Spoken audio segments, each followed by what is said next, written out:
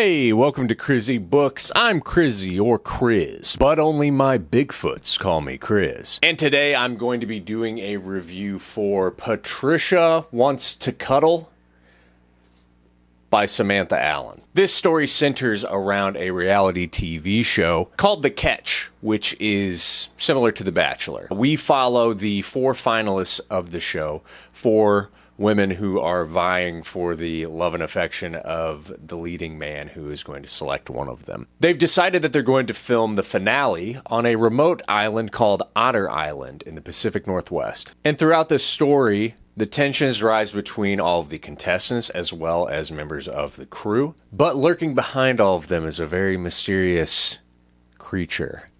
Strange shapes are being seen in the forest. Severed limbs are found. People are disappearing. It's a really bizarre and comedic, almost B-movie horror-esque type of book, which is really heavy on the inner workings of a reality TV show and the psychology behind the people who go on them, with some Bigfoot attacks mixed in for good measure. But it also has something to say about identity, being yourself, and figuring out what matters the most to you. I thought that this was a very unique, fun, and insightful Bigfoot horror novel. And it's surprisingly modern in its take on, reality TV and how it deconstructs that, the psyche behind the contestants on the show. It also gives a lot of insight into influencer culture as well, and social media, online behavior. I felt like each character in the book was very unique from the next. I thought that their personalities, their motivations were all really well done.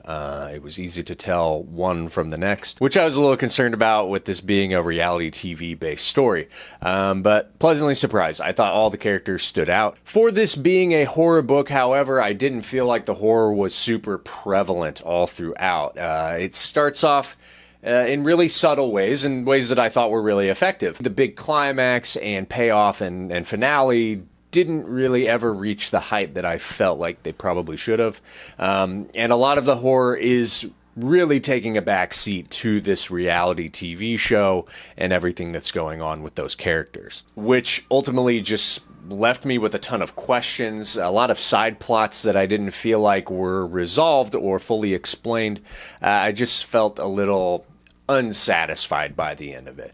It's still a pretty fun book. It's easy to read. I think that it has a lot to say, considering the context. And so I enjoyed it for what it was. If you want to see my final ranking on Patricia Wants to Cuddle, you can skip ahead. I will have it timestamped down below. But for now, I want to get into more spoiler talk. So if you don't want to be spoiled, now is your time to go. So earlier I talked about the horror and at the beginning being super subtle, and I felt like a lot of those things were, it was building up tension really well, super simple, but effective. Things like one of the people spotting a severed arm floating in the water on their way out to Otter Island. It's one of those instances where a character gaslights themselves that they didn't see what they saw because who they're talking to is like, hey, I swear to God, I just saw a severed arm in the water. And the other person is like, what? No way. No way. And they're like, yeah, maybe I didn't. I like those little details of maybe I didn't just see something absolutely insane. There's also another scene that I really liked. One of my favorites in it, actually. The character is an online influencer, and she's going out in the early morning because the light is perfect to take pictures by a tree line to post on Instagram or whatever. And while she's out there, one of the other girls is helping her take the pictures, and then later they see this large blurry shadow in the background in the woods, and it moves in certain frames. It's not something super crazy or inventive. It's very derivative, but I liked it. I thought that it was good. Again, it's just helping kind of ramp up and build up that there's something, there's a Bigfoot out here, and what's going to happen with it. And I thought the big moment, the big reveal of Patricia herself coming into Amanda's yurt, I thought it was really well done. It was straight out of a B-movie horror. I thought it was great. Just kind of disgusting and hairy and stinky. And then it gets bloody and gory. And I liked the whole thing. I thought it was really, really fun. I mentioned earlier about the characters and how I thought all of them were unique from one another. And I liked all their little side plots, like one of them being this kind of like Christian conservative girl, and all of the kind of BS that she puts up with. Like, she clearly doesn't really believe that, but kind of pretends to. Renee being like the big main standout of all of them. She's kind of like the focus of everything. I liked a lot that was happening with her, how she's disillusioned by being a finalist on this show, not because Jeremy, the main guy, wants to actually pick her. He actually like flat out tells her, like, I mean, I'm not going to pick you. I think you're cool and great and everything, but there's no way you're winning this. And she's there because she's the only black girl on the show. And like, I like how it points that out. Like, that kind of shit sucks. Like, when you see that, like, token minority on show, not winning, definitely not winning, but they're here, right? Look how inclusive we are. Like, that shit's horrible. It sucks. And I like that the book like called attention to it. And she is like a catalyst for a lot of the themes of the book of, feeling like an outsider or being an outsider. She's the outsider to this group. They go to Otter Island, which seems to be a very outsider place for people to live. There's like big lesbian and queer overtones all throughout the book as well. And a subplot about two characters who we meet early on who live on Otter Island, and how they went there and moved there to get away from, people who treat them poorly. And so they come to this place as kind of a safe haven.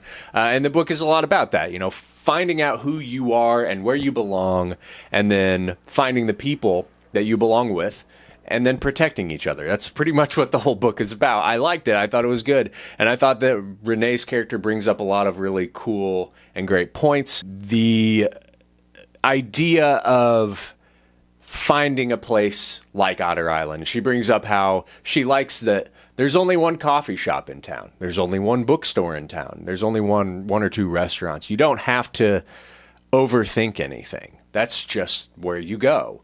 And everybody knows each other. Like, you don't need a Google review to tell you where to go. That's just where you go. I love that idea. And that kind of a slower, simpler life, especially in like a digital age that we live in, where you're constantly on your phone all the time, and computer and everything. The world is happening right in front of your face constantly. And to go somewhere that's not that, the exact opposite, just sounds lovely. One of the things that I didn't really love was there's this whole side plot about Kathy, who is like a side character. She's one of the like main like two. Her and her girlfriend like move to Otter Island, and then Kathy dies.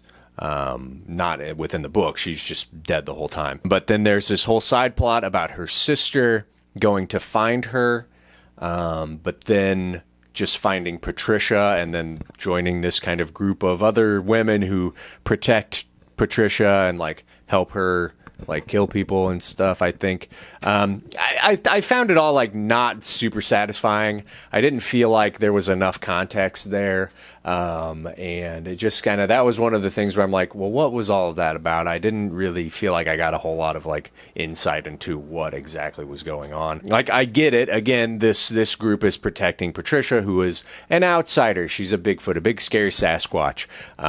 So they're just helping to protect her, but it also is just like, how did you all meet? How did you get here? This seems wrong. But again, the story is very like kind of bizarre and a little weird in those aspects. Overall, I gave Patricia Wants to Cuddle a 3.5 out of 5. It's weird, it's funny, it's insightful, and it also has a decent amount of blood and gore and Bigfoot. I mean, what more do you want, I would recommend this to anybody if you like reality TV, if you're a big reality TV fan and want maybe more of an in-depth analysis of that. And if you want a Bigfoot horror story on top of that, absolutely pick this book up. Again, it was very unique. This is a very unique book, and very different, and I admire it for that. And it does a lot of things that I really liked. Not overly crazy about it or anything, but I enjoyed it. Patricia Wants to Cuddle. But what do you think? Have you read Patricia Wants to Cuddle? Let me know what your thoughts are down below. If you are on Goodreads or Fable, I am on both, so you can follow me on there to see what I'm reading now, what I'm going to be reading next, my infinite TBR list, all of that good stuff. If you are planning on buying Patricia Wants to Cuddle, I have an Amazon affiliate link down below. You can click on that, and I'll just get like a 4.5% kickback on it if you buy it through them. A tiny way that you can help support me, support the channel. However, I always recommend go to a local bookstore or your library. Be sure to like this video, subscribe to my channel, and as always, thanks for watching. Bye.